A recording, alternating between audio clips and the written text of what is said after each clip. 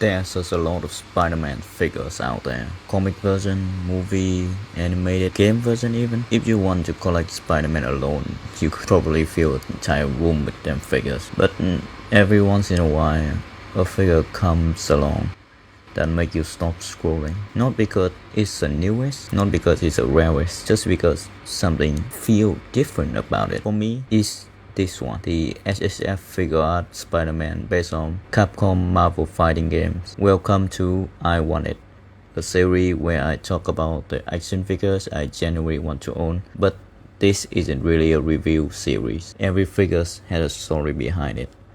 Sometimes it's a story of a character, sometimes it's a story of the game, sometimes it's a story of an artist who designed it. While we talk about all that, I'll be painting the character from start to finish, and I couldn't think of a better figure to start the series with. I've seen Spider-Man in almost every form imaginable. Steve Ditko original comic design, the animated series, Sam Raimi movies in 2000, the MCU, they are instantly recognizable and every generation had their own version. But this Spider-Man, he looks different. The shoulders are broader, the chest is bigger, the hand feel oversized, even his stance had this confidence that almost feel exaggerated. Every pose looked like it was designed to throw into a comic book splash page. As someone who spent most of his time drawing, that's what caught my attention first. It doesn't look realistic, it looked impressive. At first, I assumed this was just another artist's interpretation of Spider-Man. Turns out, I was wrong. To understand why this Spider-Man looked the way he does, we need to go back to the mid-90s, where when people talk about Capcom and Marvel today, they usually jump straight to Marvel vs. Capcom. But the root of this design actually go back a little further. Back then, arcades was still one of the biggest places to play games. You didn't log into a server or queue into a ranked matches. You walk into an arcade, put a coin in a cabinet and call next, and place whoever happened to stand there. If you lost, you learned something. If you won, you stayed on. It was competitive, but it was also social. Some of the best fighting game players in the world started exactly like that. Capcom already knew how to make a fighting game feel alive. Street Fighter 2 had completely changed the genre, and after that, they began experimenting with Marvel characters. First came X-Men Children of the Atom in 1994. It was fast, flashy, and unlike anything player had seen before. Then in 1995, Capcom released Marvel Super Heroes. It wasn't trying to recreate the comic exactly as they were printed. It was trying to create how they felt. Every attack was exaggerated. Every jump covered half the screen. Every animation was pushed just a little further than realistically because arcade game only had a fraction of a second to communicate what is happening. The bigger the silhouette, the easier it was to read during the fast match. That philosophy shaped Spider-Man more than anything else. While researching this episode, I found myself looking less at Spider-Man and more at the people behind him. The game's official character artwork was created by Akira Yasuda, better known to most fighting game fans as Akiman. If you have ever played Street Fighter game Alpha or seen Capcom artwork from that era, you already seen his work. His illustration gave Marvel Super Hero its visual identity, balancing American comic book energy with Capcom's own style. Spider-Man in-game object and sprite work were also credited to artists Fujihara, Rumi Yamaguchi, and Tsunenori Shirahama. Their names most players have probably never heard before. That's kind of a shame. We remember Spider-Man, we remember Capcom, but we rarely remember the artists who spent countless hours drawing every frame by hand. Every punch, every jump, every web swing, every idle animation. Hundreds of individual drawings had to work together so that Spider-Man didn't look like just Spider-Man. He had to feel like Spider-Man, and I think they absolutely nailed it. Even today, you can pause almost any animation from Marvel Super Heroes and it still looks incredible. There's so much confidence in the posing. His back arches further than it should. His limb stretches a little more than realistically allowed.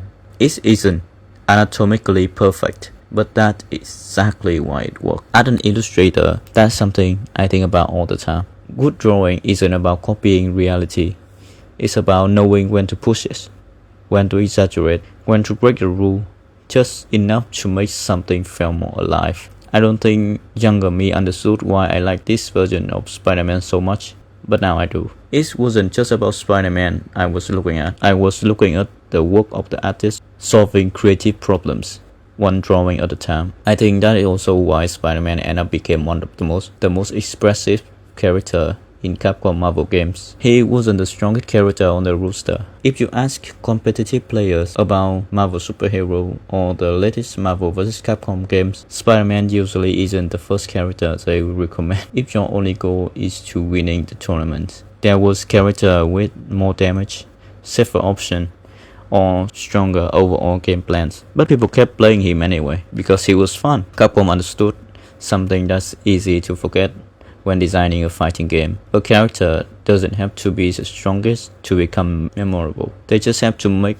the character smile every time they pick them. His animations are playful, energetic, and absolutely acrobatic. Even something as simple as his idle animation has personality. He never really stands still. He's always feel ready to move. Then there is Maximum Spider. Even if you haven't played Marvel Super Heroes, you've probably seen it somewhere. Spider-Man launches across the screen in a blur, bouncing between his opponent with a flurry of hits before finishing with one last dramatic strike. It's fast, loud, and exaggerated in exactly the way arcade games were meant to be.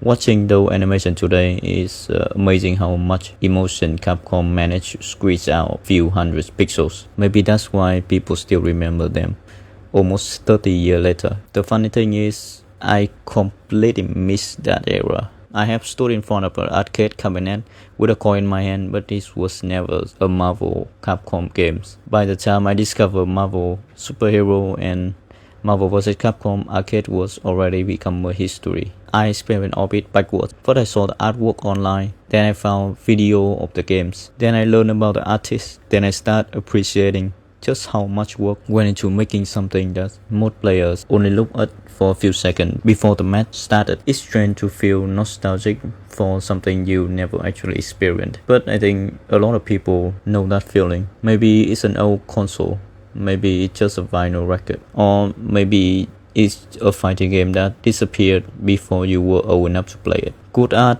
has a funny way of doing that. Time almost stops mattering. If something is created with enough passion, someone will eventually discover it, even decades later. I think that's exactly what happened to me with this Spider-Man, and that's why this figure means so much to me. Bandai could have made another movie Spider-Man, another comic Spider-Man.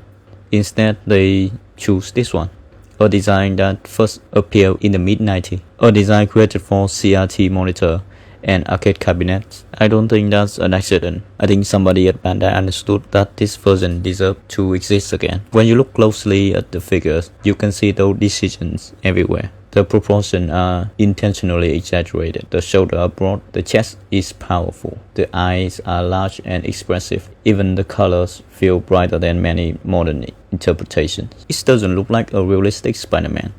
It looks like a Capcom Spider-Man, and that's exactly what I want, because every time I look at it, I don't just see Spider-Man, I see Akiman illustration. I see the Capcom artist who animated him frame by frame. I see the era of fighting game that changed the industry. And as someone who drawing for a living, I think it's incredibly inspiring. Every illustration I make today exists because I spent years looking at artwork created by people I probably never met. Sometimes we forget that behind every character we love is another artist who stay up late trying to make something cool. This figure reminds me of that, and maybe that's the reason I started this series. When I first came up with I thought it was going to be about collecting action figures. After making this video, I don't think that's true anymore. I think it's about appreciating the people who made us want them at the first place. Hopefully one day, this Spider-Man will be sitting here on my desk.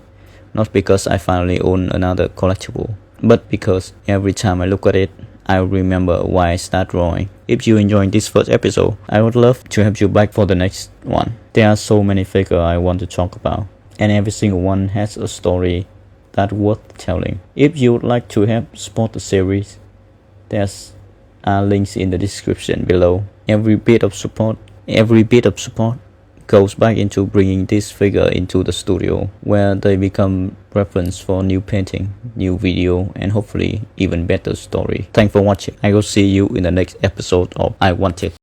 Chicken out.